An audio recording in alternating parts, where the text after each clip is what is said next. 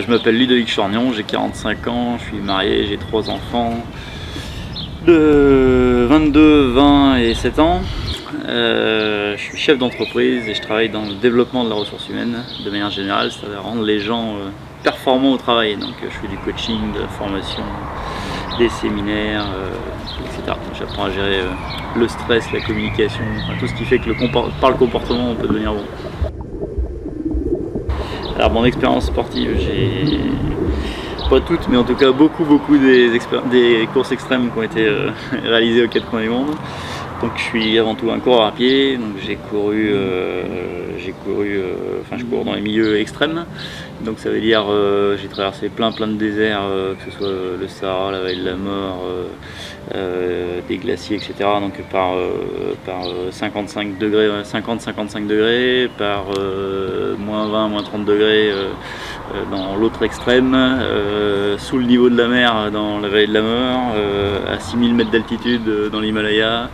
J'ai couru sur le cercle polaire, je vais courir ma 7e diagonale des fous cette année. Voilà, donc tout ce qui est un petit peu complexe, voilà. Et puis accessoirement je fais du triathlon, parce que je suis venu au triathlon pour me détendre au départ, pour continuer mon activité sportive sans me faire mal. Et puis j'ai établi, donc j'ai quelques 60 et quelques Ironman derrière moi aujourd'hui, dont 41 en 41 jours en 2015, ça aide à augmenter les scores, ce qui est aujourd'hui un record du monde. Et puis voilà.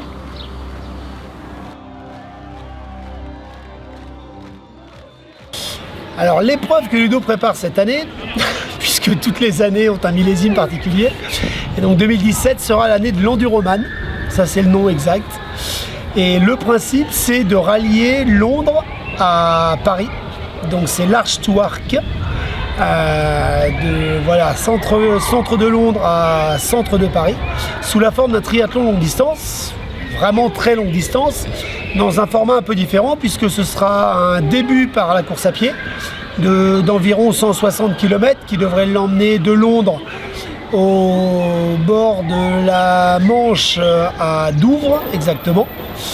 Par la suite, la traversée de la Manche à la nage, Douvres-Calais.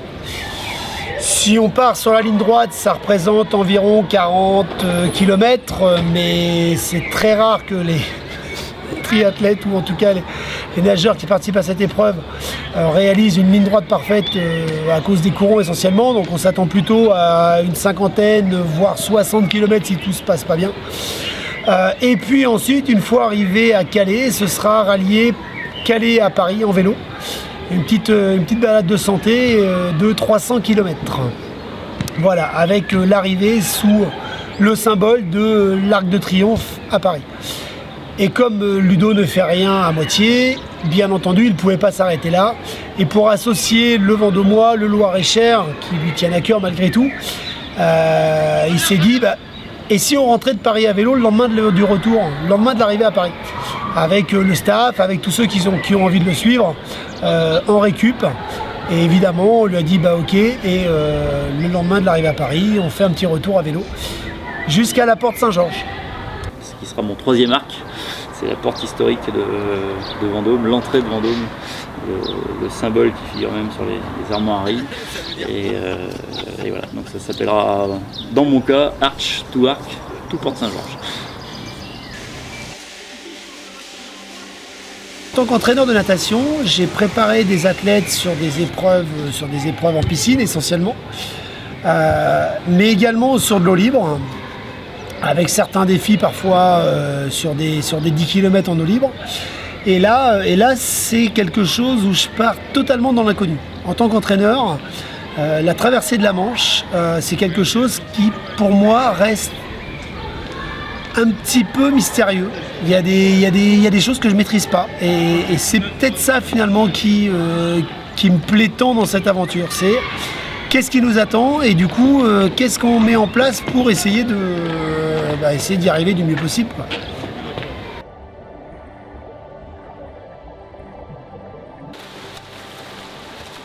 Gros du reste de ma préparation, en fait, ça a été la natation, et la natation à 2 niveaux. Donc la natation pure, hein, que j'ai beaucoup travaillé avec Wilfried en particulier. Et la musculation que j'ai énormément travaillé par rapport à ce que je fais d'habitude, pour me muscler sur tout le haut du corps.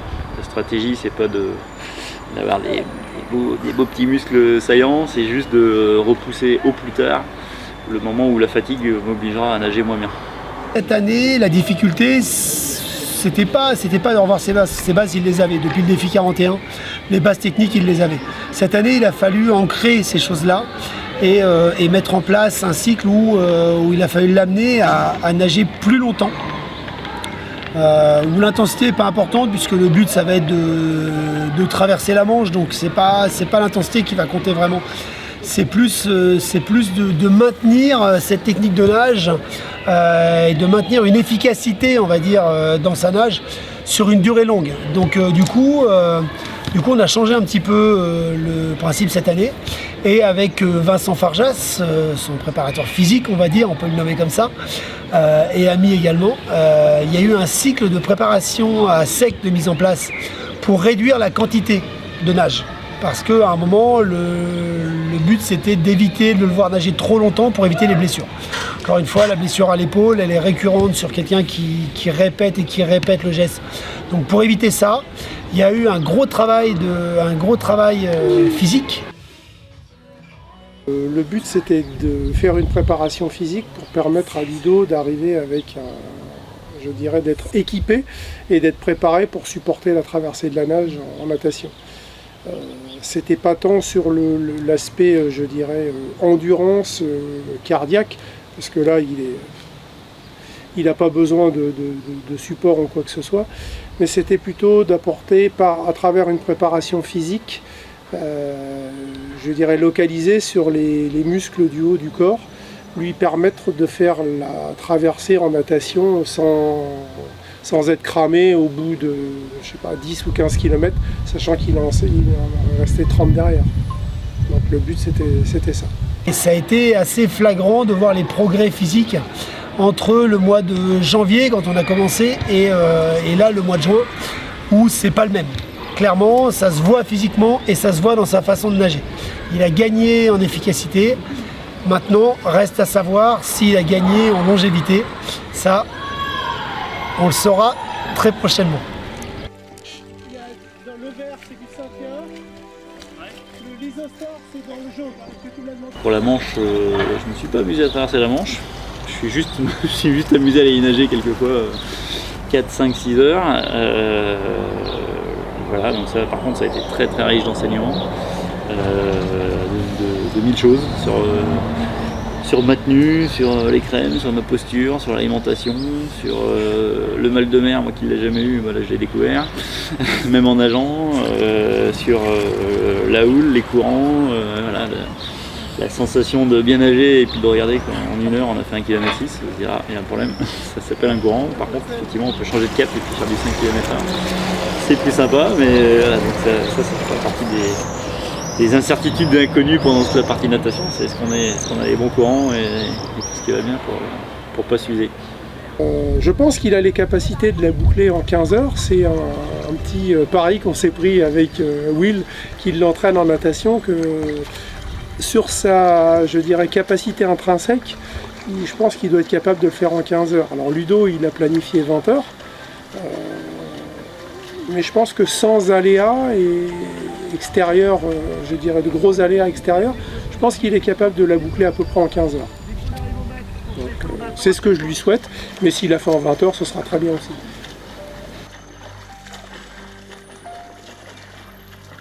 Mes craintes en tant qu'entraîneur, préparateur natation, c'est qu'est-ce qu'on va rencontrer, quelles conditions météo nous allons rencontrer dans la Manche. On a vu une vidéo déjà de quelqu'un qui l'a fait, ça nous a donné déjà quelques billes, mais on ne sait pas ce qui nous attend, on ne sait pas quelle sera la météo, les courants, quelle puissance ça peut avoir, comment ça va jouer sur sa nage, la traversée avec le croisement des ferries, les conditions, la nuit, le jour, il y a un certain nombre de choses que moi-même je ne maîtrise pas, et du coup ça m'inquiète un petit peu. c'est pas son sport de prédilection. De fait, c'est là où ça devient compliqué parce que 20 heures de natation, c'est comme une journée, donc il faut manger. Même tout le monde travaille, sur une journée on mange. Donc là il faut imaginer manger et nager, c'est-à-dire manger couché dans de l'eau. Donc l'idée pour moi a été de réfléchir à comment apporter peut-être 10 000 calories. 10 000 calories, c'est 3 journées d'un être humain normal, dans de l'eau, en mangeant des choses, en étant couché dans de l'eau. Donc c'est des stratégies pour apporter des aliments très très caloriques, fluidifiés, pouvoir les prendre dans une gourde. Toute la réflexion est de faire des choses très pratiques et rapides et qui répondent à de l'énergétique dans des conditions hostiles. Voilà. Est-ce que ça va être suffisant? Je pense que ça n'empêchera pas que le dernier tiers sera sûrement un petit peu pénible, hein, parce que quand on arrive à faire 40 et quelques kilomètres de natation, je pense que c'est long et au bout d'un moment, ça doit chauffer un petit peu. Donc le but, c'était, ce qu'on a dit tout à l'heure, c'était de repousser au plus loin possible la fatigue. Hein. C'était pas qu'ils puissent la traverser en un temps record, mais c'était de repousser au plus tard des symptômes de la fatigue et lui permettre de garder de l'efficacité. Ça, on verra sur le moment à partir de quand on commence à rentrer dans le dur, mais je me fais pas trop de soucis pour Ludo. Je pense que son mental prendra le dessus à ce moment-là. L'idée, c'est de considérer tous les paramètres de la performance. Et dans la performance, au niveau de l'entraînement, il y a ce qu'on appelle l'entraînement visible, c'est-à-dire l'athlète, il va courir, il va nager, il va faire de la muscu pour se préparer. Et il y a tout ce qui est dit entraînement invisible, c'est-à-dire la récupération, le repos, le massage, la prépa mentale, le sommeil et bien sûr la nutrition, c'est-à-dire la diététique. Et de fait, il faut vraiment considérer cette partie-là comme étant de l'entraînement et on ne peut pas de toute manière s'entraîner à des niveaux tels sans prendre la mesure vraiment de ce que doit être l'alimentation de manière très pointue, sur le plan biochimique, sur le plan nutritionnel, mais aussi sur le plan psychosocial. J'ai besoin de plaisir, voilà. Et c'est pas un petit mot comme ça. Donc je suis pas un fan des produits bien marketés avec Power Bidule et Energetics Bidule. Donc même s'il y a quelques-uns mieux évidemment, mais grâce à lui je peux manger des choses très bonnes, atypiques, comme des crêpes ou comme des pommes de terre avec du riz, de la poudre d'amande ou du foie, du boudin, enfin plein de choses au milieu de mes compétitions et que ce soit super efficace. Voilà. Pour répondre vraiment à un organisme qui va faire des choses que pas grand monde fait en attendant. Donc, on est dans des niveaux qui sont un peu supraphysiologiques et un peu exceptionnels. On a pour limite celle qu'on accepte. C'est ça, je crois. Et c'est tellement vrai le concernant. Et finalement, à le côtoyer, on s'aperçoit qu'on est capable, nous, de repousser nous-mêmes nos propres limites. Que je n'ai pas de réponse à cette question. C'est tellement compliqué. Tant que le physique tient, j'ai envie de dire que ça va. Et même quand le physique est défaillant, il arrive à nous surprendre et à finir des Ironman, à finir des trails longue distance avec des déchirures, avec un bras, un poignet à limite dans le plâtre. Enfin, donc, quelles sont ses limites à lui? Je crois que même lui, il ne le sait pas. Et alors nous, à le suivre comme ça, encore moins. J'ai vraiment pas de réponse. J'espère juste qu'il pourra poursuivre son aventure sportive le plus longtemps possible, qu'il pourra continuer à s'épanouir et par la même occasion à nous épanouir en même temps.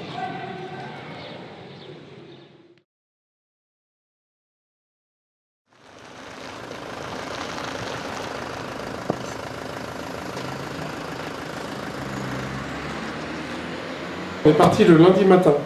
Donc on avait rendez-vous le lundi matin, je sais plus, quelque chose comme 5h ou 5h30 à côté de chez Wilfried. Donc ça c'est Ça s'est bien passé, tout le monde était à peu près à l'heure, je dirais, dans les temps. Il n'y a pas eu de problème sur cette partie-là. Pas la place pour les bouteilles derrière. En bonne humeur, sachant que j'avais promis que je me coucherais tôt, mais que en fait à 22h30 j'étais toujours pas couché. Et là, on est même peut-être parti à 3h du mat, enfin très tôt. Et j'avais promis que je me coucherais tôt, et puis voilà, j'avais plein de trucs à faire. C'était déjà une aventure en soi parce que toute la préparation, le samedi on s'était réunis, on avait préparé toutes les affaires, rempli les voitures, rempli le camping-car.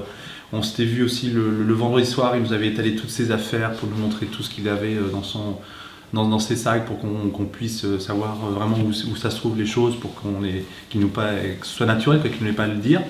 Donc voilà, déjà se retrouver à 5h du mat sur le parking du routier à Vendôme, c'était déjà sympa, avec tous la gueule enfarinée et partir dans les voitures, donc ça c'était déjà le côté un peu sympa. Et encore, il y en a un truc un tiers. T'as commencé à en vendre ou pas? J'ai dit à Aline, tu te mets au bord de la route demain et tu fais un stand devant CGCom. Banane en solde. Et puis après, on est arrivé, alors il y a eu un petit accro dans le trajet, parce que sur le trajet, en arrivant près de Calais, l'organisateur de la course nous a dit le départ est avancé. Donc du coup, ça chamboulait tous les plans, notamment tous ces plans de préparation, et ça a eu, je pense, un impact après sur la course à pied notamment. Du fait des conditions de météo de traverser Manche, il fallait qu'on décale le départ. Et donc du coup, Ludo s'était donné une bonne journée sur place pour se poser, repérer les lieux et des choses comme ça. Donc ça s'est fait un peu speed, quoi, un peu en urgence. Et ça n'a pas ajouté à la sérénité.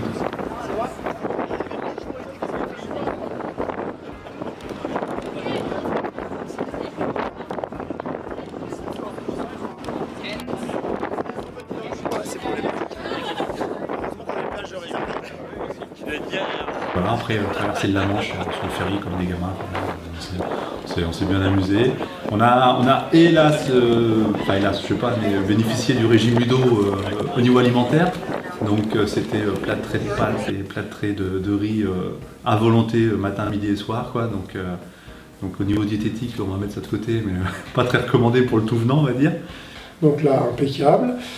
On est remonté à Londres, donc là on a pris l'autoroute, on n'a pas du tout pris le chemin qu'on voulait repérer à pied, ce qui tu verras peut-être son importance après. Et puis on est arrivé à l'appartement qu'on avait dans la banlieue de Londres, je sais pas quelle heure il était, 4h30, quelque chose comme ça, 4h30. On est arrivé sur Londres, j'avais loué une maison et du coup on a fait ce qui était prévu en une journée, on l'a fait en l'espace de 2h, 2h30 quoi. Donc j'aurais expliqué tout, nos matos, la stratégie, le choix, réorganiser dans les véhicules, etc. Il n'y a pas de raison, mais j'ai une paire de baskets de rechange. Tout ce qu'on avait prévu de faire tranquillement dans la journée du lendemain, de préparer le matériel qu'on voulait mettre sur le bateau, le matériel qu'on ne mettait pas sur le bateau, pour la course à pied, pour le vélo, les sacs. Il a fallu faire révision et organisation express le lundi soir. Donc en gros, on a un peu cavalé. Dès qu'on est arrivé, au lieu d'être tranquille, de se poser, d'aller se boire une bière dans un pub comme on avait prévu tranquillement, et ben on a tout revu, je dirais, dans tout ce qu'il y avait besoin. Je montre pas toute ma souplesse. Je vais montrer le côté plus souple, la face souple de la lune. Mais bon, ça s'est géré tout à fait bien, simplement, dans le calme, pas d'énervement, tout le monde était prêt. Et puis ça a démarré, quoi. D'accord. Anaïs ? J'en espérais pas moins. Moi je suis parce que j'étais en lien avec toute l'équipe qui était sur place, avec Alain, avec Wilfried. J'avais les SMS, j'avais les mails, j'avais des nouvelles surtout par Alain et Wilfried du coup. Beaucoup.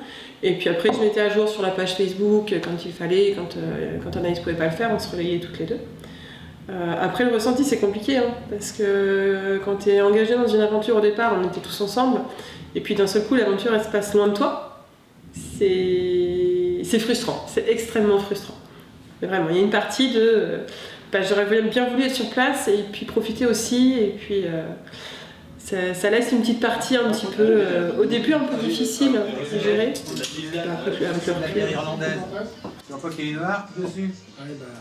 On a dû terminer sur le coup de minuit, quelque chose comme ça. Ouais, on allait se coucher sur le coup de minuit. Et à 3h du matin, ça commençait bien, pouf, debout. Tu notes bien que l'heure sur la film. Hein. Il est 3h30 du matin.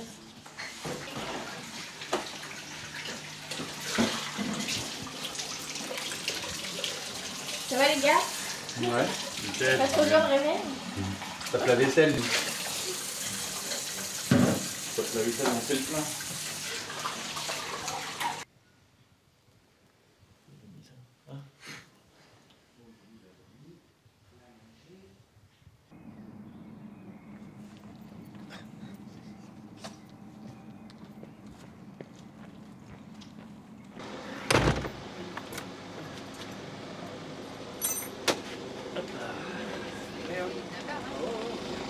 Allez go. Marbre Larche, voilà. Et on est parti le mardi matin à 5h du mat, ou 5h30 de Marble Arch au centre de Londres. On a réussi à tous se retrouver parce qu'on avait plusieurs voitures, on s'était garé à des endroits différents volontairement. Comment on dit ouais? Far. We are little bit so far. Au niveau timing, on est arrivé à l'heure qu'il fallait à la ludo, quoi, enfin en rentrant 3 minutes dans le sas de départ, enfin même pas 30 secondes dans le sas de départ avant le départ, quoi, comme d'hab, quoi. Donc voilà, comme ça lui convient, donc nous c'est bon, on a géré, on s'est bien organisé, puis ouais, assez fiers de nous, quoi, parce que pas du tout préparé, elle s'est préparée la veille en disant voilà, on fait comme ça, un tel l'accompagne, on se retrouve ici avec le camping-car, donc, et puis on est parti tout de suite l'accompagner, donc là, ouais, pareil, grosse émotion, tu te sens que t'es quand même, voilà, c'est quelque chose... Alors, ce qui était un peu troublant, c'est que c'est vraiment une grosse aventure et tu te retrouves sous Marble Arch à Londres et il n'y a personne, quoi. Tu sors du défi 41 où il y avait des milliers de personnes le dernier jour et là tu sors avec personne pour quand même un truc qui est quand même assez important, donc c'était un peu le contraste, c'est un peu saisissant, mais c'était sympa.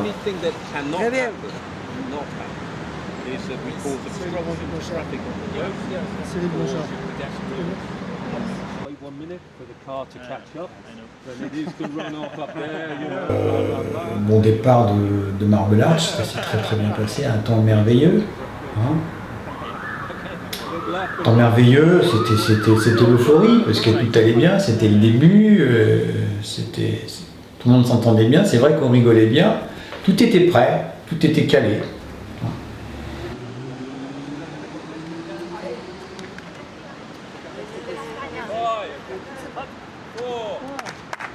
Allez Ludo! I'm ready. Et c'est où? Dans quel sens? That way! Allez Ludo! Et voilà, c'est parti, la course est partie comme ça. Moi j'étais super bien parce que voilà, dans ma nature je vais pas perdre de temps à me dire ah mais c'est pas prévu, c'était pas prévu comme ça, j'ai pas de chance. Voilà, faut être capable de s'adapter et de faire avec. Et puis voilà, donc je suis parti confiant, heureux, voilà, tout allait bien.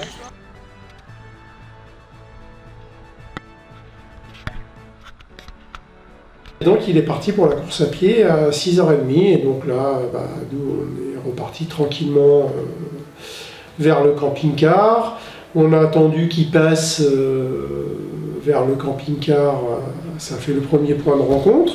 Puis après il est reparti, puis après on s'organisait si tu veux. Il y avait une voiture qui était la voiture suiveuse officielle et le camping-car et l'autre voiture, ce qu'on faisait, on allait se mettre quelques kilomètres plus loin.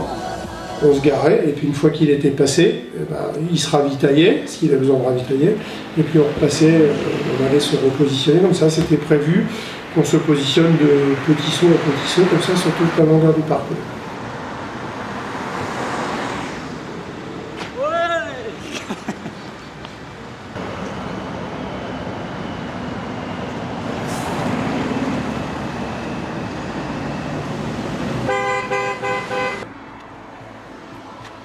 Course à pied, on n'avait pas trop de soucis, enfin voilà, c'est son truc la course à pied. Vraiment, on voyait ça sereinement, quoi. Enfin, nous, c'était à la rigueur le moment de détente, quoi. on se baladait, voilà. Alors après, la course à pied, le parcours, ça a été quand même un peu plus compliqué. Conditions météo aussi, hein, il a fait plus chaud qu'à ce qu'on s'attendait, donc il a eu chaud, et puis courir sur le bitume, sur des sortes de grandes nationales tout le long, voilà, c'était pas très agréable pour lui. Bon, nous après on le suivait, on faisait des sauts de plus, on l'attendait pour le ravitailler régulièrement, donc voilà, la journée s'est passée.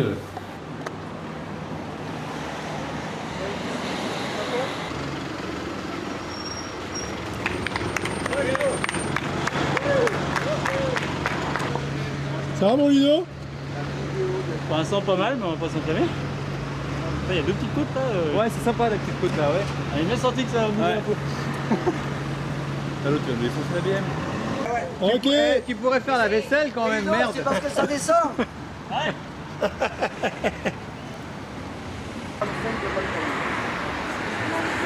C'était quasiment jamais plat. Jamais, jamais, jamais. Et c'était... Alors non pas pour Ludo, parce que je pense qu'il est habitué à courir en montagne, c'est pas des côtes qui soient terribles. Mais je pense qu'il ne s'attendait pas à un parcours aussi exigeant, aussi difficile en course à pied.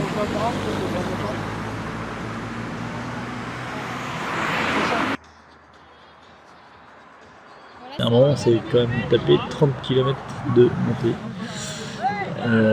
Ce que j'avais jamais imaginé, parce que j'ai quand même fait quelques fois la route jusqu'à Londres.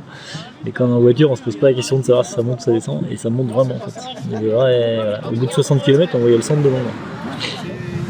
On était haut, et voilà. Alors, c'est pas de la montagne, mais ça suffit pour rendre la course un peu plus complexe. Alors, encore une fois, c'est pas une excuse, ça m'a même amusé, ça m'a même bien occupé l'esprit en me disant bon, bah écoute. T'as été négligent, donc maintenant à toi de faire face et aucune excuse valable, donc ça m'a presque servi en fait, ça m'a aidé à me motiver dans la course à pied. En même temps, Ludo, quand il fait une course, il ne peut pas y avoir des conditions météo normales, donc il a fait super chaud, mais vraiment, et ça arrive quasiment jamais en Angleterre. Là, c'est arrivé, il a fait vraiment très très chaud, logique, et ça a rendu la course à pied très très très difficile. Les 150 km à pied ont été vraiment très durs. Et nous, on a vu Ludo à pied dans des états de fatigue très très avancés, alors que logiquement, j'ai envie de dire que 150 bornes à pied, pour lui, c'est facile. C'est voilà, pour moi compliqué de dire ça, mais enfin, quand on voit Ludo courir sur des courses de l'extrême, des gros trails et tout ça, une course à pied, pour lui, c'est facile. Et là, la course à pied a été difficile. Et moi, ce qui m'a surpris le plus, si tu veux, c'est son état physique qui s'est rapidement, je dirais, c'est pas dégradé le mot, mais la fatigue est arrivée très vite. On va dire à Ingrid que j'ai pensé à elle, j'avais le vent dans la gueule tout le long.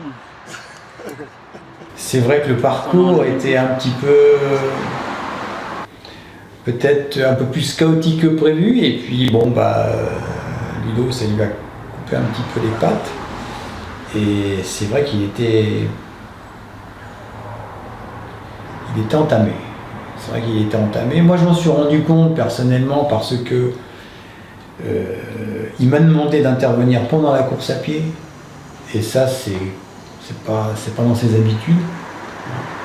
En général, j'interviens ou avant ou après l'effort. Pendant l'effort, c'est beaucoup plus rare. Mais là, il m'a demandé d'intervenir pendant l'effort, et là, c'est vrai qu'il piochait pas mal.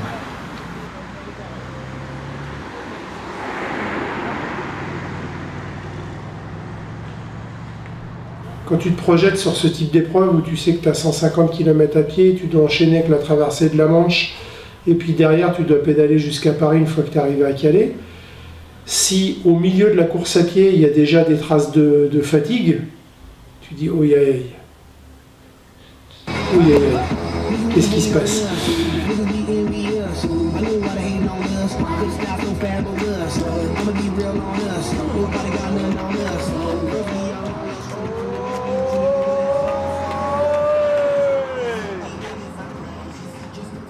Ah mais il est chaud, putain. où Richie? Merci. Tiens, Je comprends pourquoi je fais pas les mêmes choses que lui. C'est ça.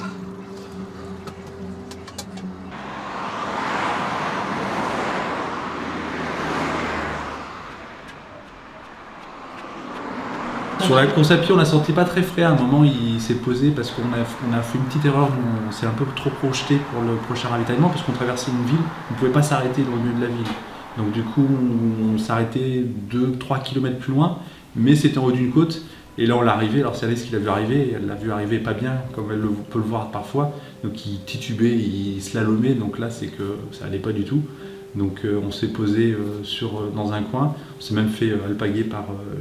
C'était une clinique privée et les gens nous voyant arriver avec le camping-car, ils nous disent « vous n'allez pas passer la nuit là ?» Ils pensaient qu'on allait camper ici, donc on dit « non, vous inquiétez pas, on part ». Surtout que certains avaient sorti les boules et on attendait en jouant boules tranquillement. Donc forcément les touristes, c'était pas sympa. Et puis là, donc ouais, il était pas bien, il était pas frais, un peu déshydraté. Donc il a fait une ludo, c'est-à-dire il s'est posé, il s'est allongé. Richard l'a massé et il a dormi pendant 15-20 minutes. Il s'est réalimenté, puis il est parti après, parti tout frais. Voilà, ça c'est aussi cette capacité de récupération où je compare des fois un peu au navigateur qui traverse l'Atlantique où il peut dormir comme il veut, quand il veut, la durée qu'il faut. Enfin, c'est vraiment sur demande quoi. Ça c'est une de ses forces notamment pour la récupération.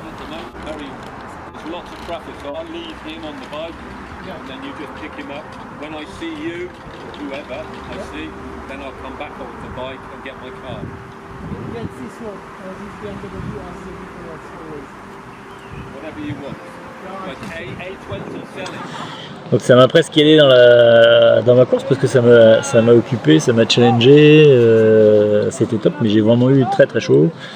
Et puis l'équipe comme prévu a été au top parce qu'ils ont su subvenir à tous les petits aléas. J'ai rien de grave, mais mine de rien avec la chaleur, porter une bouteille, ça me tendait, je me faisais des tensions dans les cervicales, etc. à force de tenir cette bouteille qui était pleine en permanence. Donc Richie m'a décontracté à chaque fois qu'il le fallait. Didier m'a adapté mon alimentation au fur et à mesure pour que j'arrive à manger, m'hydrater, tout bien. Et dans les petites astuces, c'est aussi pour ça qu'on a besoin d'experts. J'ai mangé de la glace, ça m'était jamais arrivé encore. J'ai mangé, alors déjà je mange pas de glace en temps normal, en course encore moins. Et là j'ai mangé des pots de glace, mais des pots de glace quoi, pas une de cuillère quoi. J'ai mangé des pots de glace qui m'ont aidé à la fois à me réhydrater, à manger du sucre et à être capable de digérer.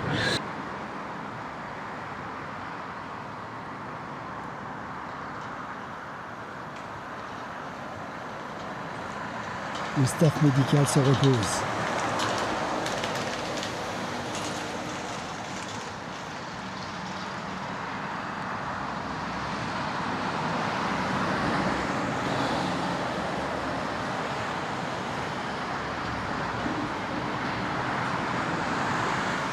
Ça tombe comme des mouches.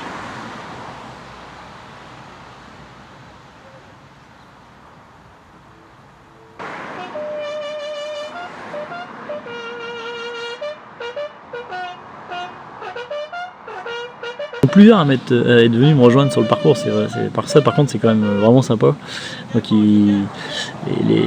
j'ai découvert après, mais les gens te suivent sur le réseau Facebook de l'organisation, envoient plein de messages, ils savent tout, et ils viennent te voir sur la course et ils t'encouragent. Et vraiment, j'en ai vu il y en a qui sont venus déguisés avec des trompettes et tout, qui ont couru 2-3 bornes avec moi. Enfin, c'était vraiment, franchement c'était sympa. Ça j'avoue que c'est sympa et c'est ni plus ni moins ce que j'aime, des gens qui sont juste passionnés, qui attendent rien de plus et qui vivent l'aventure comme nous on la vit quoi. Donc ça c'est cool.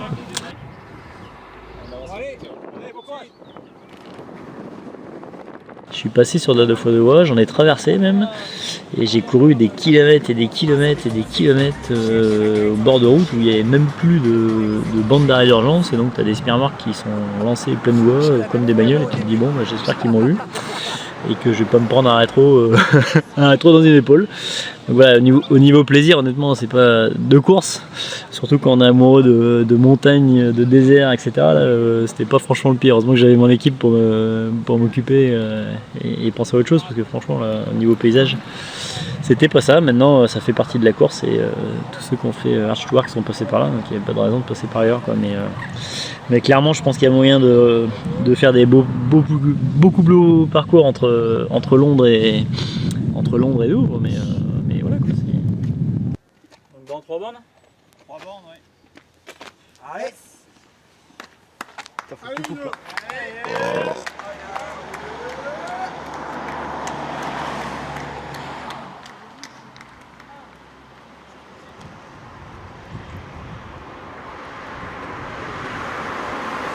Mais on arrive très très tard, quoi.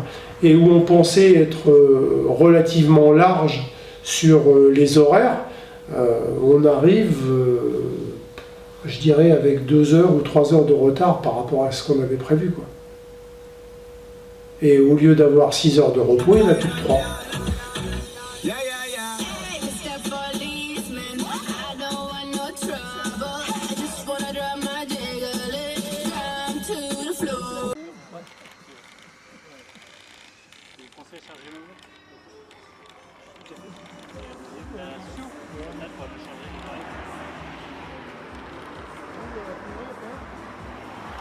Ah ouais, elle est bien 23h, 22h, 23h.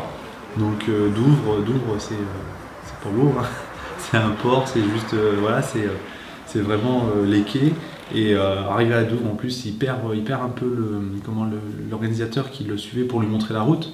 Et donc un peu paumé, mais je vais où. Et puis à un moment, il devait traverser une 4 voies, donc il a trouvé une sorte de passage souterrain, il est passé sous la 4 voies, et puis pouf, il est arrivé. C'était là. Donc le gars l'attendait, c'était juste là, donc on savait même pas, on n'était même pas là pour l'accueillir à l'arrivée, donc ça c'était un peu frustrant. Et donc lui il était déjà là, et puis nous on arrive avec les voitures, et c'est bon les gars, je suis arrivé. Bon, c'est le temps de faire les photos, et puis après récup. Mais du coup sur le planning de départ, on a pris quelques heures de retard parce que sur la course à pied il a mis plus longtemps que prévu.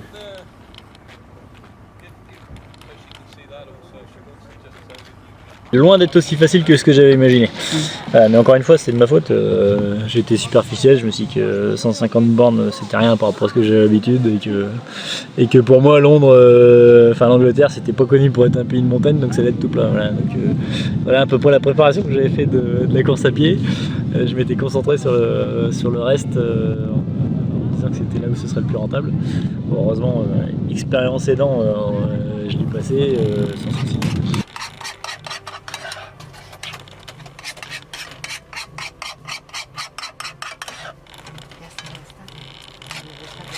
Ouais.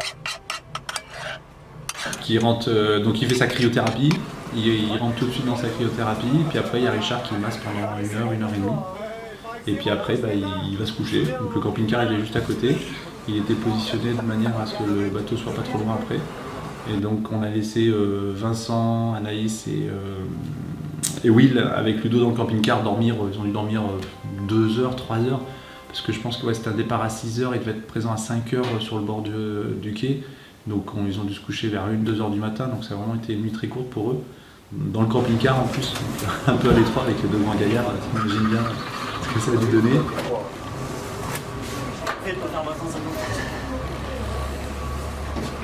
Oh, je suis tout neuf, je dirais pas de que courir, je sais pas ce qu'ils vont dire. C'est le meilleur le jour. Sur les lignes, on s'est parti à minuit demain.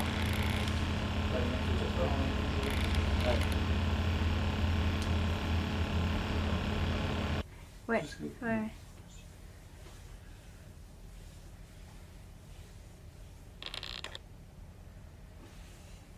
Donc nuit plus courte, et nous on a rejoint notre palace, donc avec Didier, Richard, Manché. Donc Manché et Didier ils avaient leur petite chambre, on avait loué l'hôtel au dernier moment. Et alors là c'était l'hôtel Grand Palace, c'est-à-dire un truc mais immonde quoi. On a dormi avec Richard dans un lit de 120 de large.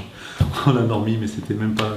on se demande comment on a dormi, c'était vraiment un truc horrible quoi. Vraiment l'hôtel de passe par définition. Mais bon, au moins on avait un lit. Et puis après voilà. Salut tout le monde. Ok, 4 h du matin.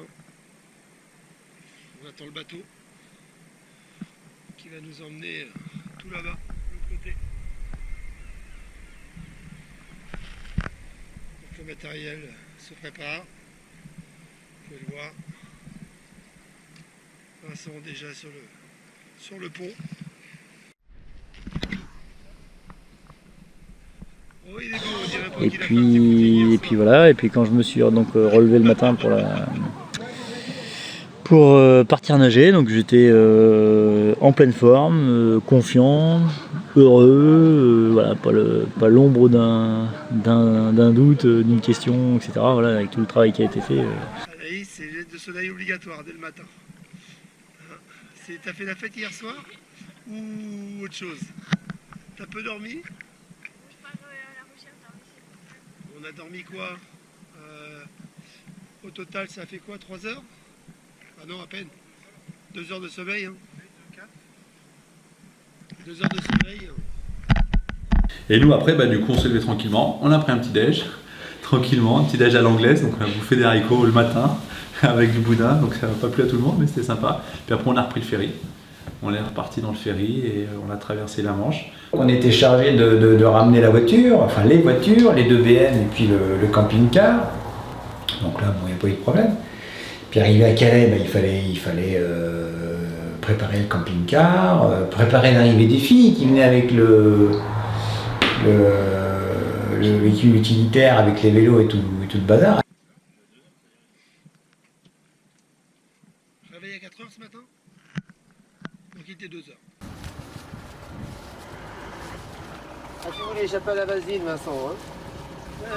On m'a graissé avant de monter sur le bateau, histoire que ce soit plus facile, parce que c'est l'avantage des essais. On avait essayé de le faire sur un bateau dans les entraînements, on se rendait compte que c'était pas simple. Si on voulait pas tous vomir, il valait mieux le faire avant. Ah Vincent, tu fais chier, j'ai plus de boulot qu'à Cabourg. Ou qu'au Sable d'Olonne plutôt. Ah bon? Il a pris les pecs depuis. Regarde. Regarde. Elle a vu les pattes, elle essaie de... dis donc Micheline. Parce que le temps de mettre la combinaison, de huiler, graisser, enfin de tout préparer, c'est quand même vachement long. Et puis on a chargé le bateau avec toutes les caisses de matériel. On pensait qu'on partait pour une traversée de l'Atlantique. Je t'assure, le nombre de caisses avec les ravitaillements, le matériel, c'était assez impressionnant.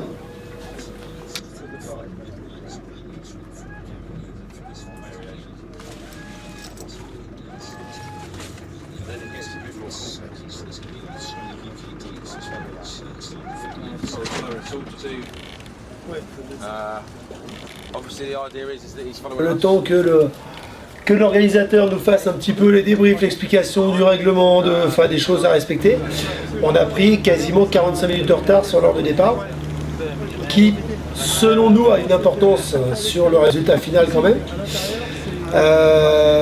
Ensuite, ils nous ont emmenés sur la plage de départ, qui n'est pas dans le port en fait de Douvres, c'est à une bonne demi-heure de bateau. Ils nous ont emmenés sur cette plage de départ, conditions météo nickel, vraiment une jolie mer, on voyait les côtes françaises du côté anglais, donc ça nous donnait un point de vue sur la zone d'arrivée, qui paraissait évidemment très loin, et puis Ludo s'est mis à l'eau, il a rallié la plage. Et puis voilà, et puis donc je suis parti. Encore une fois, quand j'ai sauté du bateau pour rejoindre la plage au départ, j'avais 200% de confiance, je savais ce que j'avais à faire et j'étais, bien que pas nageur, très heureux d'être là et d'entamer le truc. Et il a pris le départ à ce moment-là, quand l'officiel était prêt, il a pris le départ officiel de cette traversée de la Manche. Donc là, départ ordinaire, on va dire, entre guillemets, même si ça reste une traversée de la Manche, donc je suis pas sûr que ce soit vraiment ordinaire.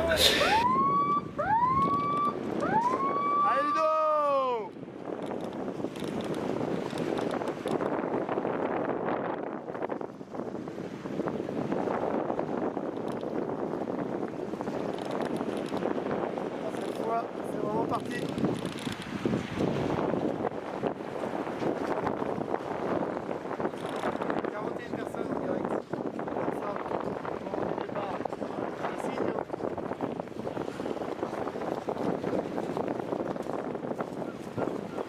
Au départ, superbe temps, soleil, mer calme, tout nickel. Avec des conditions météo vraiment géniales, on avait du beau temps, il n'y avait pas trop de vagues. Alors des méduses, mais ça fallait s'y attendre, beaucoup de méduses, surtout par paquet de temps en temps. Méduses, en fait j'en ai pas eu, et quand j'en ai eu, c'est difficile à compter, mais elles arrivent par centaines.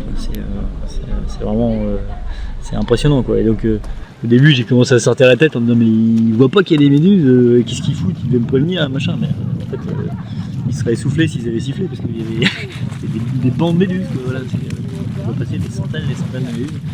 Et il y a vraiment de tout quoi. Donc la petite qui est comme ça, beaucoup quand je dirais à peu près cette taille là, mais même dès qu'on a une tête comme ça, que ça roule comme ça quoi. C'est assez impressionnant. Et Ludo qui nage et qui nage bien quoi. Et là le premier truc qui est marquant, un petit peu comme ce qu'on avait vécu quand on avait été faire une journée d'entraînement en Normandie, à Cabourg, c'est il nage, tu es sur le bateau et tu as l'impression que tu vois les côtes toujours de la même façon. Tu as l'impression que tu n'avances pas quoi, parce que tu t'éloignes à la vitesse d'un nageur et les côtes tu les vois pendant des heures et des heures et des heures. Quelques cargos qu'on voyait arriver au loin, donc on arrivait à quand même éviter. Et j'ai trouvé ça super amusant parce que finalement ça m'a occupé l'esprit de les regarder, de les voir passer, etc. Et finalement ça s'est bien passé parce que j'ai été arrêté qu'une seule fois pour laisser passer un gros cargo où on allait rentrer dedans et bon visiblement il était plus gros que nous. Donc on s'est arrêté un peu avant, on l'a laissé passer et on est reparti.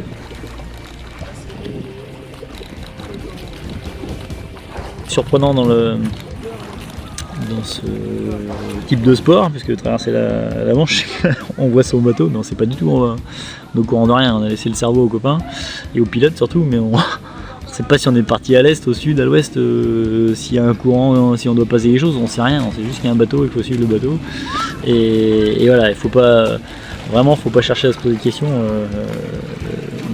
on fait qu'on se doit de faire confiance à une organisation. Donc ça s'est très bien passé, moi qui m'ennuie systématiquement dans l'eau, je n'ai rien vu passer, c'était top, les heures se sont maquillées. Bon, l'équipe me sortait des panneaux avec des blagues, je me marrais tout seul dans l'eau pendant 10 minutes, un quart d'heure, donc vraiment...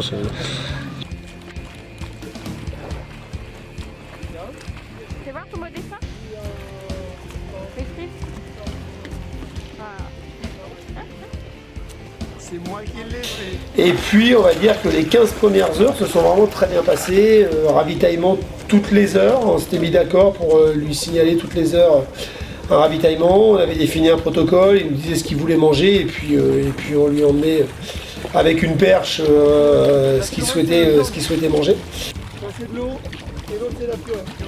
Là, jaune devant toi, c'est jaune. Allez, pas trop d'arrêt sur les pauses, on dérive rapidement sinon.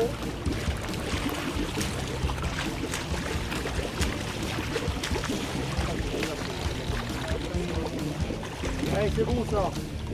Bien mon Ludo. Bien là. T'as un bon rythme. Ouais. On va pas rester trop longtemps, c'était bien là. Allez, c'est l'eau ça. Ingrid te passe le bonjour, elle m'a dit. Hein? Elle m'a dit, Ingrid nous a dit que tu criais pas assez fort et t'as pas entendu. Donc tu peux crier plus fort. N'empêche que depuis, il n'y en a presque plus. T'as bien fait. Allez. Et la partie compliquée pour nous sur le bateau, c'est de descendre dans la cale. Parce qu'en gros, c'est un bateau qui est quand même assez gros. Et ils nous ont fait mettre tout notre matériel de ravitaillement dans le fond du bateau, après l'espace bout cuisine pour l'équipage. Et on a un endroit pour mettre tous les ravitaillements. Et au départ, il faut aller chercher chaque fois qu'on a ravitaillé, on va chercher les ravitaillements en bas. Et chaque fois qu'il fallait descendre, on se regardait les uns les autres. On se disait mais qui c'est qui va pas descendre, qui c'est qui descend pas. Et ça pendant plusieurs heures. Et à un moment donné, je ne sais pas ce que Will était en train de faire, s'occupait de donner quelque chose, il dit tiens, il faut aller chercher tel truc où Ludo voulait pour son prochain ravitaillement, je ne sais plus ce que c'était, je n'arriverai pas à te redire. Et là, je dis j'ai pas 36 solutions, il faut que je descende. Et je suis descendu. Le temps de faire le truc, je ne sais pas combien de temps je suis resté dans ce compartiment du bateau, je dirais, je sais pas plus de 2-3 minutes. Je suis remonté, j'étais passé de l'autre côté obscur. J'étais passé de l'autre côté obscur. J'ai donné les affaires à Will, et là je suis allé m'allonger, c'était terminé. Ça avait basculé pour moi. Après, je me recroquevillais comme je pouvais pour pas vomir, j'étais passé du mauvais côté.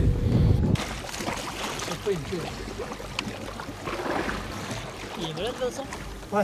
Hein quand il est couché, ça va. Quand il est couché, ça va. Dès qu'il se lève, ça va pas. Donc on optimise le maximum son utilisation. On l'appelle quand il y a besoin de traduire. On l'appelle quand il y a besoin de traduire. Il se met debout, il traduit et il se recouche.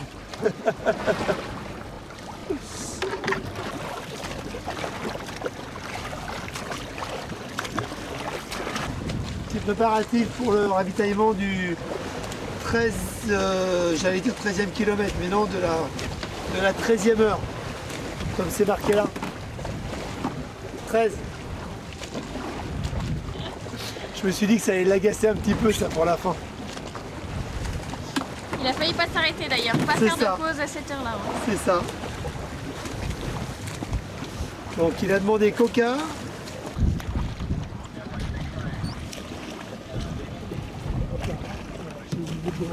Nickel, jusqu'à l'approche des côtes françaises, où là on est arrivé à aller 4 km en gros des côtes françaises. On voyait vraiment le Cap Griné, donc le lieu qui était censé être la plage d'arrivée. Et puis là, les choses ont commencé à se dégrader et d'une manière assez rapide. C'est là où ça a été assez étonnant, c'est que bizarrement, on est arrivé près des côtes françaises. La nuit a commencé à tomber, le vent s'est levé et la marée a commencé à changer de sens, puisqu'on arrivait à marée descendante. Et en fait, le plan de natation ne se déroule pas comme prévu, puisque l'équipage avait prévu en partant de Douvres, ils avaient prévu de nous faire descendre une partie, remonter pour se retrouver juste au-dessus de Cap Griné et de nous faire arriver à Cap Griné parce que c'était là que c'était le plus court à faire tirer tout droit. On n'arrive pas comme prévu au-dessus de Cap Griné en temps et en heure. Et quand on arrive là, les marées ont changé. Et si tu veux, il faut modifier le parcours parce qu'avec le courant, Ludo se serait retrouvé complètement éjecté vers le large.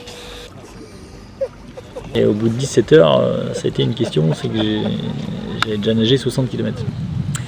Voilà, en 17h12 exactement, j'avais fait 60 km. Et là, j'ai posé la question qui est interdite de poser, mais je l'ai posée quand même. Je dis, il reste combien? Est-ce qu'on est loin? Etc. Et Will m'a dit, peut-être 2 heures là. Donc, ok. Je leur demande 1 heure après. Je dis, peut-être 2 heures. J'ai dit, mais non, c'est pas possible. Tu m'as dit, il y a déjà 1 heure, tu m'as dit à 2 heures. Oui, mais là, bon, ok. Et je lui redemande 1 heure après, il me dit, là, 3 heures. Et non, je dis, là, Will, ça peut plus du tout aller. C'est pas possible. Allez. 4 heures, tu m'as tué. Allez, faut y aller maintenant. Fais chier, occupe-toi de ça. Et peut-être moi, hein. Ça dépend de toi, on verra. Cul, cette merde. Allez, go. Allez, go. Allez, on va toutes. Je dis, il le dit pas parce que ça dépend de comment on va avancer. Ouais, non, mais une estimation. Non, il peut pas. Non, mais sérieux, il peut pas. Reste concentré sur ta nage. Viens par là, viens par là.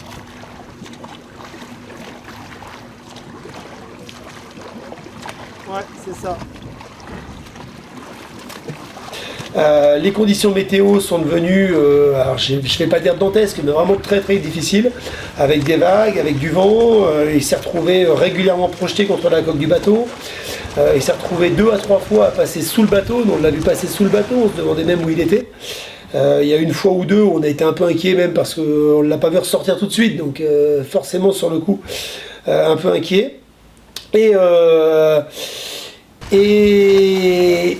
puis surtout le temps passait et la côte ne s'approchait pas du tout. Des heures, je me faisais balloter, je suis rentré des centaines, mais vraiment, c'est pas des mots comme ça, des centaines de fois je me suis scratché dans le bateau, quoi. Voilà, c'était soit moi, soit le bateau, mais il y a un des deux qui venait sur l'autre.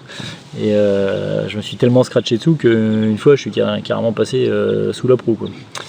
J'ai fait je pense un bon petit tour 1,50 m sous la flotte qui calme un peu.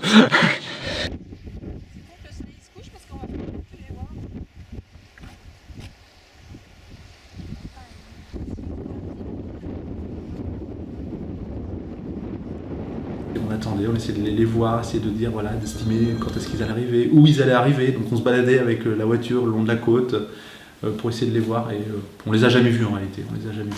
C'est vraiment trop loin de la côte pour qu'on puisse les voir à la journée.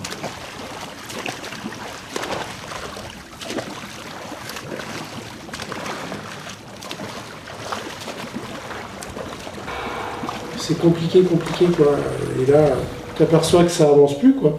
Puis surtout, le temps passait et la côte ne s'approchait pas du tout, quoi. Donc c'est là où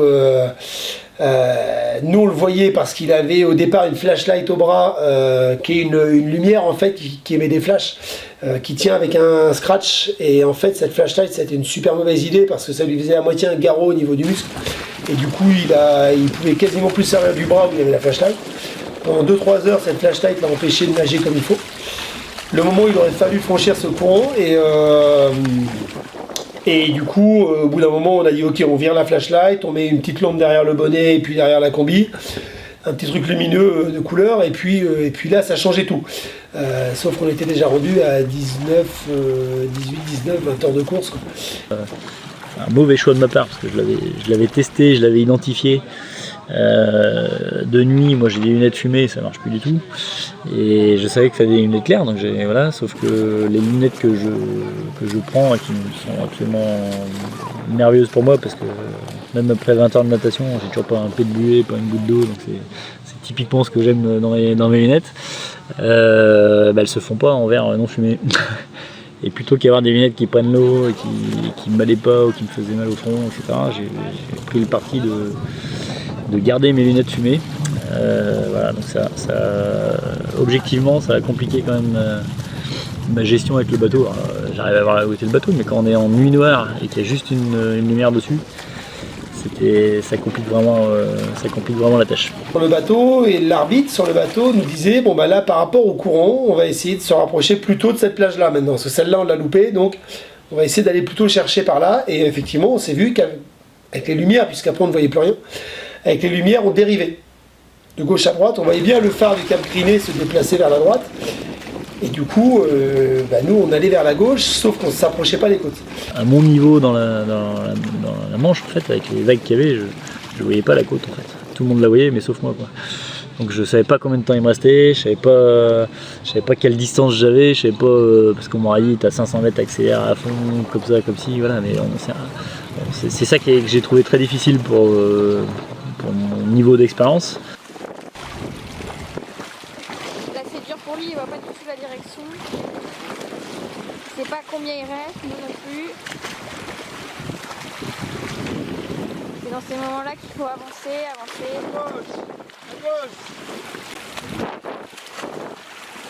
Au bout de 21 h, on m'a dit c'est fini, il faut que tu remontes. Donc là j'ai regardé l'ordinateur, j'ai dit non, il doit rien avoir. Je remonte pas, j'abandonne pas. Donc c'est pas possible. Donc il m'a reparlé, j'ai pas laissé le temps de finir sa phrase, je me suis barré. Donc j'ai recommencé à nager.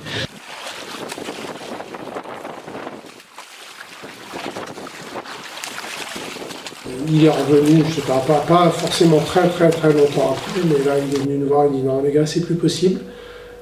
Ça fait des heures qu'il avance pas, qu'il lutte contre le courant, il est en train de s'épuiser, on est en train de jouer avec sa santé, je vais l'arrêter.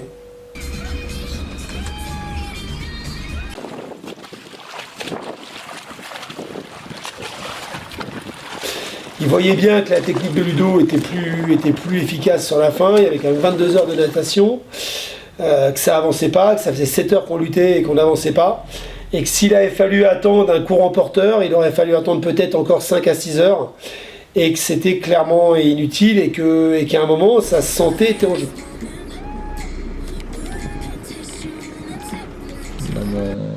Dans mes les challenges et défis, je fais une confiance aveugle à mon équipe. J'abandonne jamais, mais je fais une confiance aveugle, et si on me dit qu'il y a un problème de sécurité ou de je sais pas quoi, voilà. Donc moi je pouvais rien comprendre, mais en fait ce que j'ai compris une fois que j'étais monté, c'est que, enfin ce que m'a expliqué Vincent très vite avant que j'accepte de remonter, c'est que j'étais pris dans des courants depuis des heures, ça je l'avais bien compris, mais qu'on était parti pour la Bretagne et pas vraiment en direction de la côte qu'on visait, quoi. Et que ça pouvait pas passer, et que pour le coup il y a tellement longtemps que je luttais contre les courants que ça avait décalé notre temps d'arrivée prévisible, ce qui fait qu'on allait en plus se prendre une marée avec des courants inverses là où ils auraient dû être favorables. Et que quand bien même j'aurais passé ces courants très forts, j'allais me reprendre derrière, et que d'après les organisateurs ce serait juste impossible.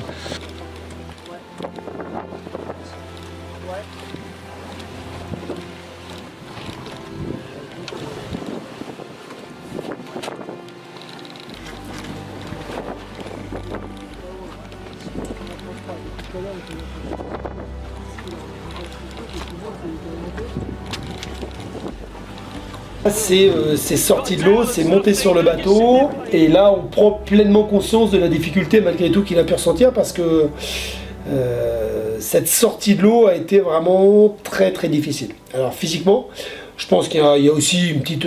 bon, forcément mentalement, le fait qu'on te dise tu ne finis pas la course, c'est un peu compliqué à digérer.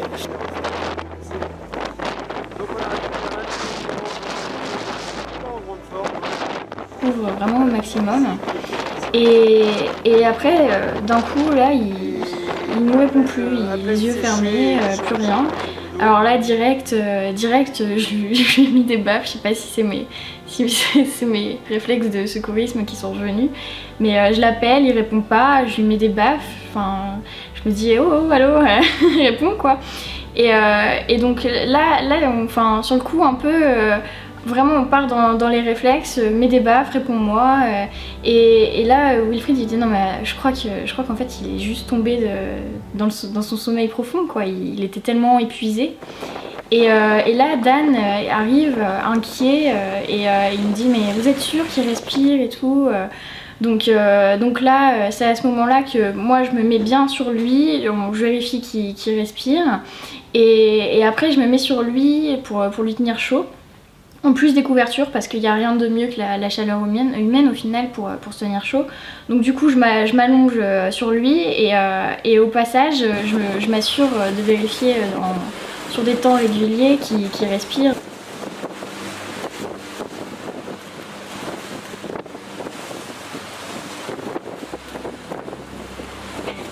J'espère que ça va rien nous déclencher tout à l'heure quand on était un petit peu sensible au mal de mer. Je te garantis rien. On va se retrouver à 3 dans le petit. L'arrivée elle est là, ok. J'ai repéré déjà. Par contre il faut faire gaffe côté gauche, hein, Vincent il l'a déjà bien utilisé. J'ai vu, ça faisait une demi-heure qu'il l'avait arrêté. J'ai dit, j'ai pas été étonnée plus que ça. Je peux pas dire que j'ai douté de lui à quelconque moment, mais ça il le sait, on en a déjà discuté. Mais être étonnée que le juge ait préféré dire stop, là on arrête, c'est bien trop dangereux. Mais j'ai pas non plus été très étonnée, parce qu'il y a un moment où on luttait pendant plus de 20 heures dans une eau froide pour rien. Je pense que c'était juste précaution. Et puis la suite malheureusement nous a donné raison. C'est qu'on sait qu'il y a quelqu'un qui s'en est parmi non plus, donc c'était une prudence. Moi non. Il a ses ressources, mais c'est bien, ça veut dire que comme tout être humain il a des limites aussi. Il nous ramène sur la côte. Et là où on pensait en être loin, le voyage dure encore quand même, alors qu'ils mettent les gaz sur le bateau, ça dure encore 1h30 ou 2 heures, quoi. Et là on se caille comme c'est pas permis, on est en haut, on a tous froid, comme c'est pas permis. On doit arriver, je sais pas quelle heure il était. 6h du matin, je crois, on touche Calais à 6h du matin. Je garderai une image en tête, c'est on voit le bateau arriver, et puis là il était allongé à l'arrière du bateau, avec sous des couvertures, enfin voilà, je pense qu'il avait extrêmement froid, et il y avait Anaïs qui était allongée sur lui pour le tenir chaud, quoi. Et là l'image, tu te dis putain merde, dans quel état il est, quoi. Tu te dis dans quel état il est, voilà, j'ai commencé à avoir un peu peur pour lui, quoi. Puis voir cette image d'Anaïs allongée sur lui, un peu émouvant, quoi. Un peu émouvant.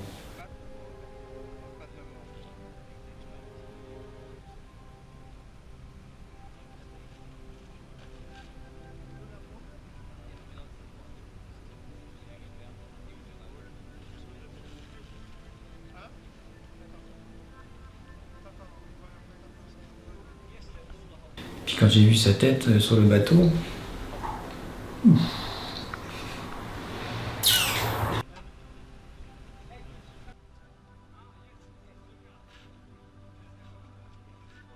et c'était marée basse quand il est arrivé, donc du coup sur le bateau par rapport au quai, vraiment très bas, donc il y avait des escaliers à monter. Et là je dis c'est pas possible, enfin, on va pas pouvoir le monter, enfin, va falloir le porter, j'en sais rien, parce que bon, après 22 heures dans la mer à nager, enfin, il peut plus marcher, c'est pas possible. Et donc bon, on le soutenait, mais il a monté tout seul les escaliers.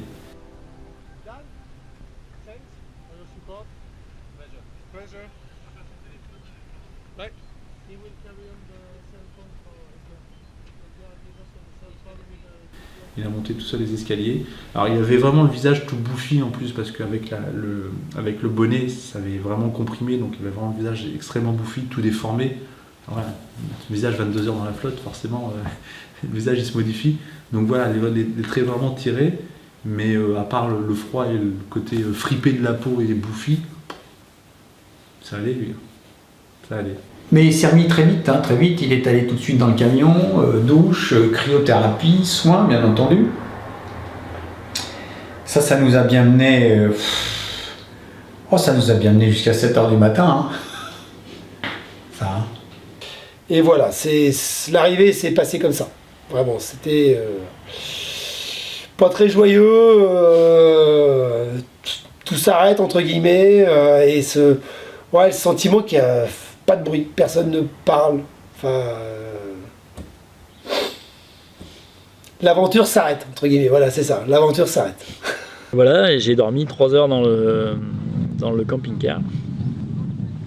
Et puis d'un coup je me lève et je dis bon bah ça y est là, 3 heures. Et là je regarde autour de moi, c'était un lendemain de guerre en fait.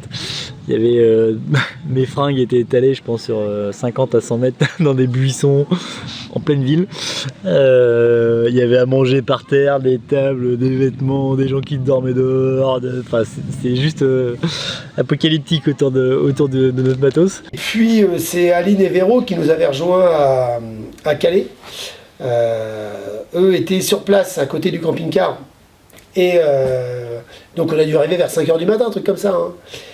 Et d'un seul coup à 9h, elles se réveillent, elles entendent du bruit, et c'est Ludo qui se lève et qui fait bon, on y va. C'est parti, je monte sur le vélo, c'est parti, on prend direction Paris. Et là les filles, Ludo, attends, le problème c'est que tout le monde dort. Voilà, j'ai attendu qu'ils soient tous douchés, requinqués, qu'ils aient tous mangé, etc. Alors, j'ai honnêtement trouvé un peu le temps long, mais voilà, sans aucun regret par rapport à l'équipe, parce que c'est bien normal par rapport à tous les efforts qu'ils avaient fait, etc. Et là, on part de Calais, direction Paris. Et là, une nouvelle aventure commence dans ce séjour d'une semaine, qui a duré quasiment une semaine. Hein. Une nouvelle aventure commence. En même temps, je vois pas pourquoi on s'attendait à autre chose. Ludo prend le départ du vélo pour faire 300 bornes pour rejoindre l'Arc de Triomphe. Et il fait chaud, il fait très chaud. Et il y a un vent d'enfer, mais un vent d'enfer qu'il a de face. Comme ça, on ne peut pas faire plus compliqué.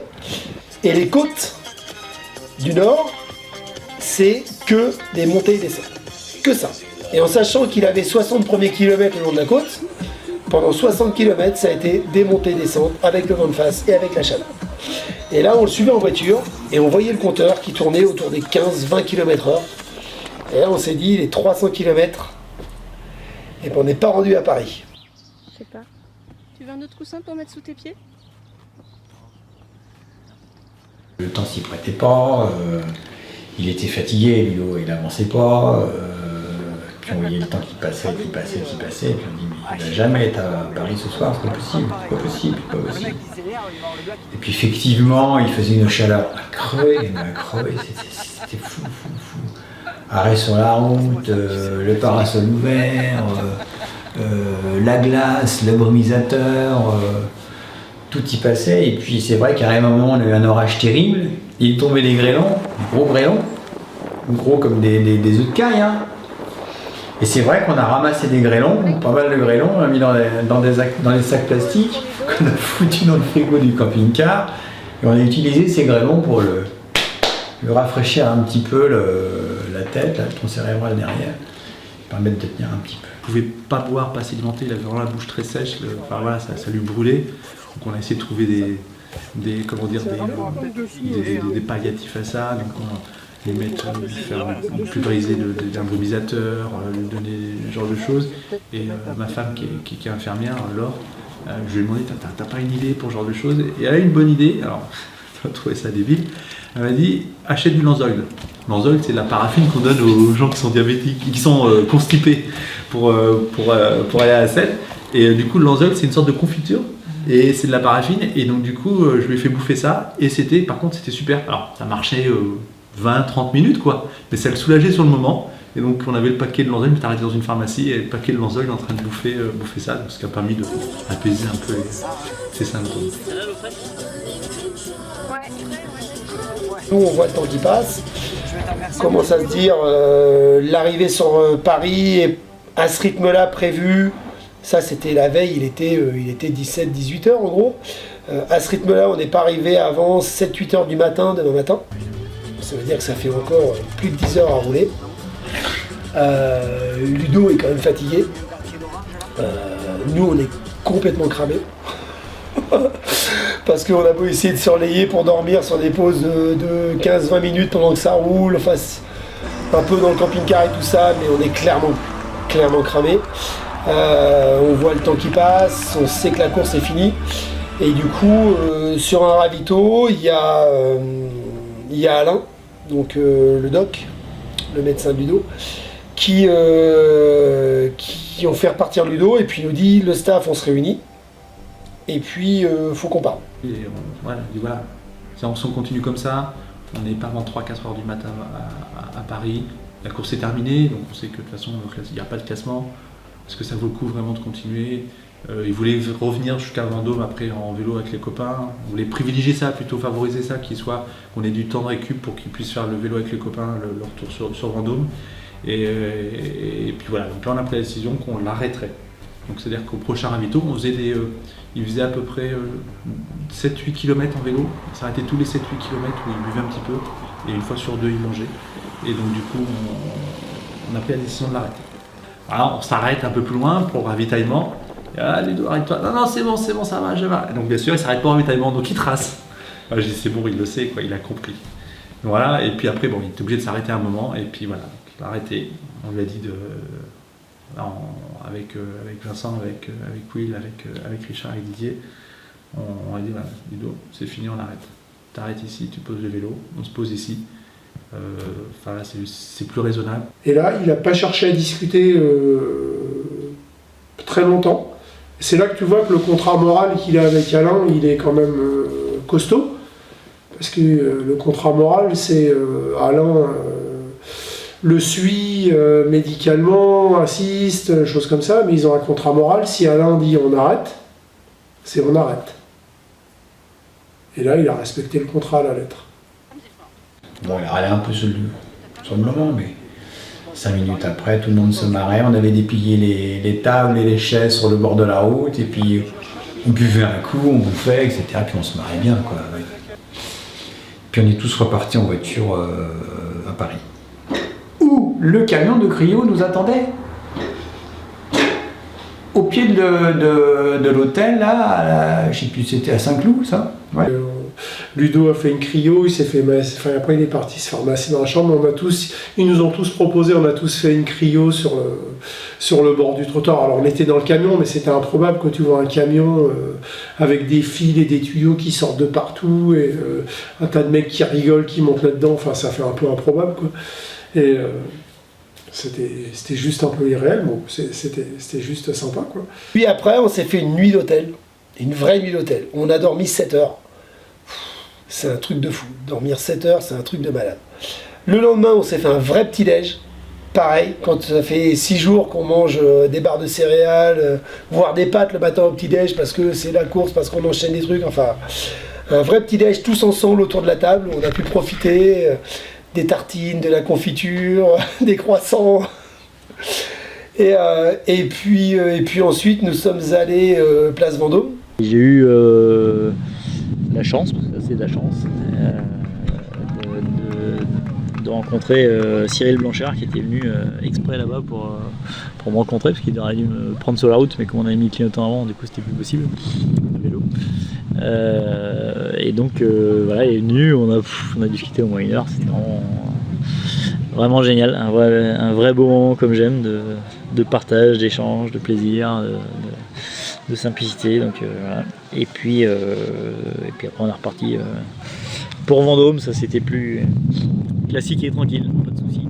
Il voulait repartir de Paris jusqu'à Vendôme en vélo, mais du coup sur les événements il a réduit, donc il a donné rendez-vous à Châteaudun pour certains de ses copains pour finir Châteaudun Vendôme en vélo.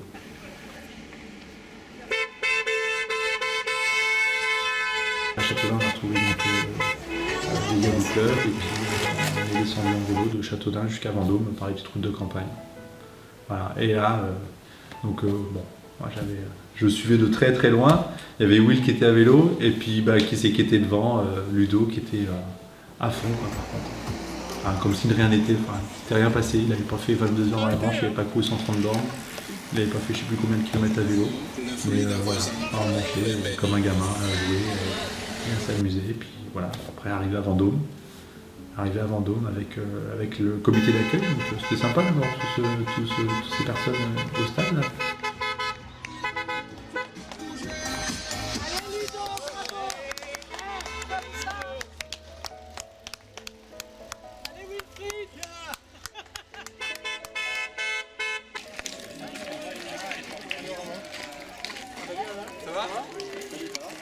C'est mon VTT.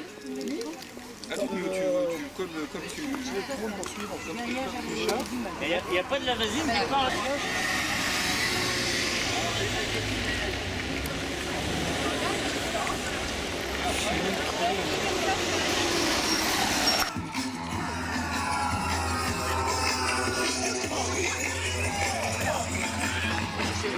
Et puis après finir la course à pied qu'il avait prévu, et puis l'accueil par Consart avec la mairie, et puis tout le monde. Donc, c'était un bon moment, et là c'est là où, après voilà, on s'est retrouvés tous ensemble, l'équipe, il y avait quand même pas mal de monde, on s'est un peu réunis entre nous.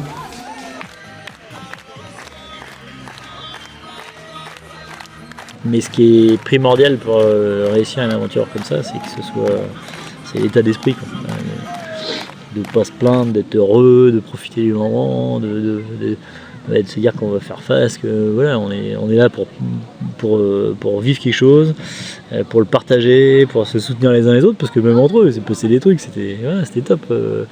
Donc voilà, je pense que l'état d'esprit est même encore plus primordial que les compétences des uns et des autres, même si elles sont évidemment indispensables, mais je pense que c'est encore plus important et c'est ça qui fait notre force et c'est ça qui fait que on va réussir en 2018. Aujourd'hui j'ai mon coucher moins con ce soir.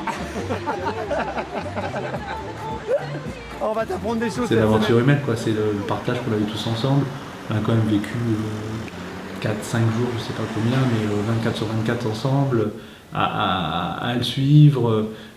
Je pense que lui, il a eu son aventure de son côté. Il a quand même participé à l'aventure humaine, parce qu'il a quand même vu ce qui s'était fait. Mais nous, on a eu notre aventure aussi à nous. Et ça, Delphine, sa femme, m'avait dit, parce qu'elle avait déjà fait ce genre de choses, notamment dans la vallée de la mort, où il l'avait suivi, pareil, dans l'équipe. Et c'est vraiment des choses, tu as dit, tu vas voir, c'est super, enfin, c'est vraiment une aventure très particulière. Et c'est vrai que, bon, voilà, à notre niveau, ça reste vraiment notre niveau, mais ça reste quand même une superbe aventure et content de l'avoir fait.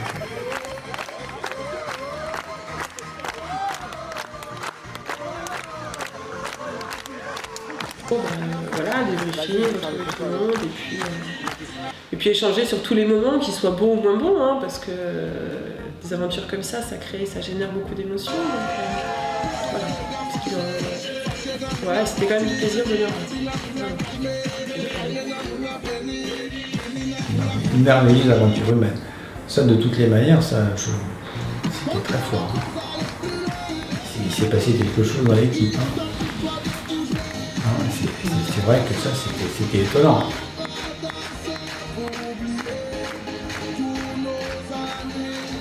C'est ce que dit Léo, c'est l'aventure humaine partagée. T'as envie d'une chose et de recommencer. Quoi.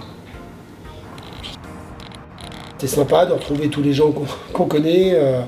C'était un bon moment de partage. Et puis bah, c'était la fin d'une nouvelle aventure, quoi. La fin d'une nouvelle aventure. En attendant la prochaine. Je vais peut-être je vais peut-être quand même prendre mon poncho. Ma pince à linge. Les gants. Et c'est parti, un peu d'alcool. Ah oui. Au pub, attends, cette nuit, qu'est-ce que tu veux faire? On a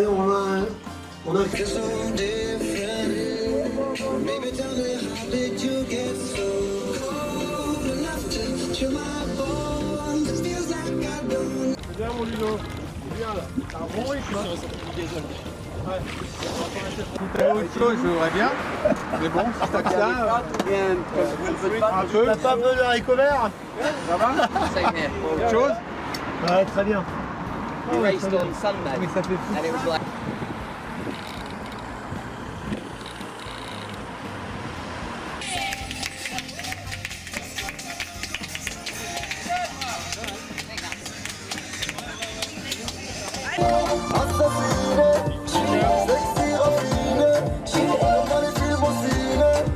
Quelle musique extraordinaire! Oui, j'ai succombé, comme dans les films au ciné. Chocolat! Chocolat! Chocolat! Chocolat! Mesdames, je la filme!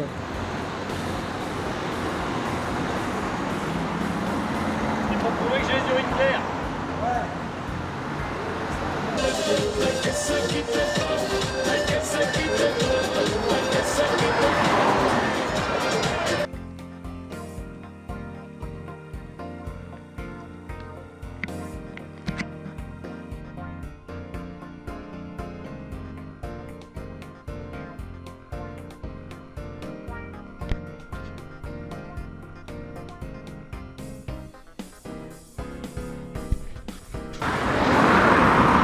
On dirait tartine!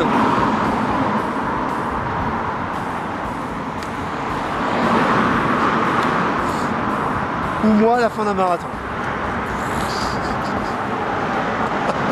J'ai la même foulée. Moi au début.